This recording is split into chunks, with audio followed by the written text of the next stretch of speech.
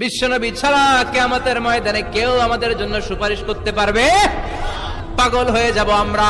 সূর্যটা মাথার কাছে, ক্ষুধায় তৃষ্ণায় জিহ্বাটা কুকুরের মতো বের হয়ে ঝুলতে থাকবে, মাথার মগজগুলো গলে গলে নাকের ছিদ্র দিয়ে কানের ছিদ্র দিয়ে বেয়ে বেয়ে পড়তে থাকবে।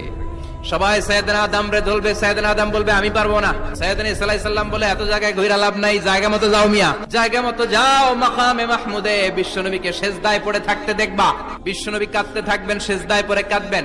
সবার জিকির ইয়া নফসি, বিশ্বনবীর জিকির ইয়া উম্মতি। বিশ্বনবীর কান্না দেখে আল্লাহর সহ্য হবে না। আল্লাহ বলবেন না নবী ইরফা রাসাক, মাথা উঠান, যার জন্য সুপারিশ করবেন তাকেই জান্নাত দিয়ে দেব। বিশ্বনবী বলেন সব নবীর দুনিয়াতে একটা স্পেশাল দোয়া ছিল, সব নবীর ওই দোয়াটা দুনিয়াতেই করেছেন। বিশ্বনবী বলেন আমি আমার দোয়াটা কিয়ামতের দিন ওই দিন করে আমি তোমাদের সুপারিশ করে জান্নাতে পাঠায়া দেব।